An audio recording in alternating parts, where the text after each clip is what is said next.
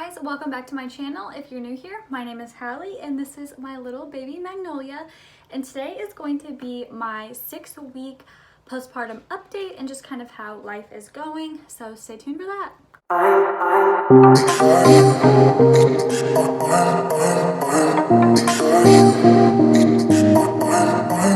Alright, to just jump into this video, I have some notes on my iPad of just a couple things I wanted to talk about.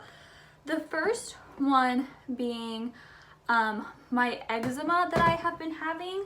So I've mentioned it in a couple videos. Right after I had her, I broke out into a rash all over my face, and I've been kind of dealing with it since then. So for the past 6 weeks, I have finally realized what is causing it. It's eczema that is triggered by my diet. If you didn't know, eczema kind of feeds off of allergies that you have. My mom and I had a really long talk about what causes eczema, and you can also develop new sensitivities or allergies after you have a baby. But before I got pregnant, I had a fructose intolerance, and I have now developed a dairy intolerance, which if you have a fructose intolerance, they kind of go hand in hand. So if you have one or the other, you might later on in life develop the other one. I also am going to try to limit my gluten, but are you smiling? But my other point of saying this is if you guys are struggling with eczema, I highly recommend, I don't know if you guys can see it because of the sun, it's Healing Tree Maximum Strength Eczema Ointment. I will link the Amazon link to this in the description box. I got that on, I think, Friday, and my face already looks so much better. Shout out to my mom who sent that to me because it has honestly been helping so much. That and my new diet have been fixing my face. So if you guys have eczema, I recommend that. The next one is exercise. I haven't been doing any type of exercises the past 6 weeks just because that was doctor recommended. So that's kind of why I started my diet more recently, because I wanted to start dieting and exercising around the same time. The only dieting I've been doing since I had her was intermittent fasting, and I've talked about that in a couple of videos. So basically when I wake up in the morning, I have green tea, and then I don't eat till 12 or 1, and that's been working for me. Some people don't like intermittent fasting, and that's totally fine. It's been working out good for me because then in the mornings I focus more on hydrating myself, because I have always been someone who struggles to drink too much water. I'm really bad at drinking water. So yeah, I am going to start exercising this week. I'm probably going to start that tomorrow. If you guys have some really good postpartum workouts, please leave them in the comments, or tag some YouTubers who do fitness type stuff. I would really appreciate it, and I would love to check those out. She's just the cutest little baby, guys. She's so good. The next topic I wanted to talk about was my first period.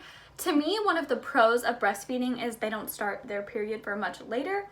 I basically stopped my postpartum bleeding between 2 and 3 weeks postpartum, and then I started my first period a week after that, and so I'm now hopefully going to be on a regular cycle again. So if you guys don't breastfeed, be prepared for that. It'll come a lot quicker than people who do breastfeed. The next one is everyday life. So we were at the beginning doing bottles every 3 hours, but then when she started to get a little bit bigger, we kind of changed that, and now we're not really on a super tight schedule.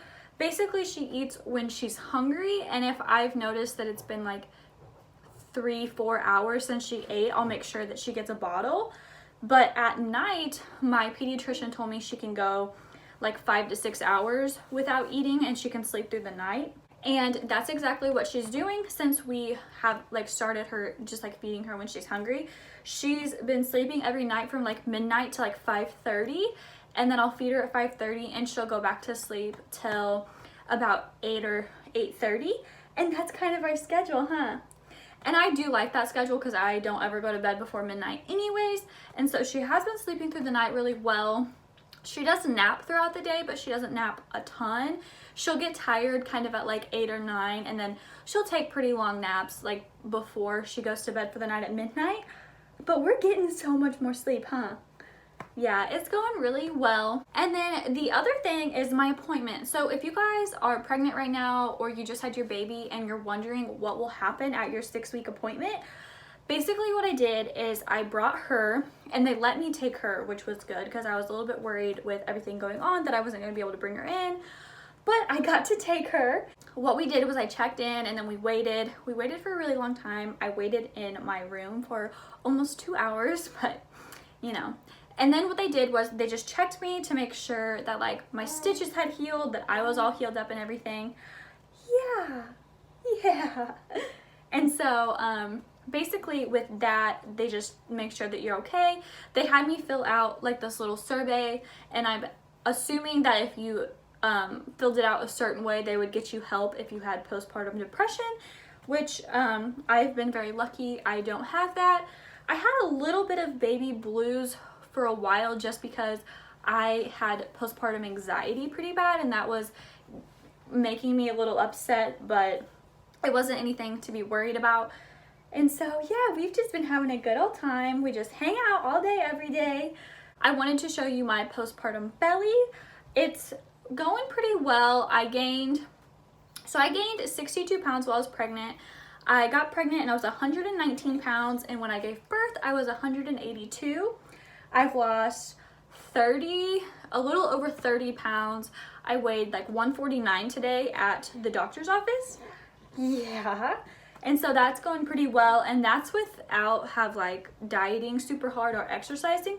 So I'm hoping this week with my diet, with eating different and with exercising, that I can lose my last 30 pounds pretty good. But yeah, I just wanted to give you a little 6-week update on me and Magnolia. We're doing really, really well. We have a super awesome family that always loves to snuggle on her when we go see them. And we have babysitters for them if Kyle and I ever want to do something on a weekend. And honestly, it's been really great. I love being a mom. And I was going to do these postpartum updates every week, but honestly, weeks 4 and 5 were pretty similar because the last one of these I did was week 3. It's all just been kind of the same. I felt basically back to normal like week 2 of being postpartum. I felt back to normal pretty quickly, which I'm very thankful for. And now that her sleeping schedule is more like my schedule, we've been having a lot better of a time, because the biggest issue I was having was lack of sleep. But now that she's sleeping so good, it's going great. And yeah, that's basically all I have to tell you guys. 6 weeks postpartum is kind of like a milestone for a lot of people, because that's when you have your appointment. That's when a lot of people start to feel back to normal. And so I wanted to give you this update. She's doing super good. Do you want to show them just how cute you is? Yeah. Do you guys think we look alike? I don't. I think she looks just like Kyle. But we have so much fun, and I'm so excited you guys are tagging along on my journey. Yeah. But yeah, I don't really know if this was entertaining or interesting. I just wanted to let you guys know how we were doing, and if you've never been pregnant before and have a 6-week appointment coming up, I just wanted to let you know how that was going to go. So thanks so much for watching. Make sure you give it a thumbs up, and if you haven't, please subscribe down below. I'm trying really hard to grow my channel, and I would really appreciate it. All right, can you say bye? All right, bye guys. See you on the next one.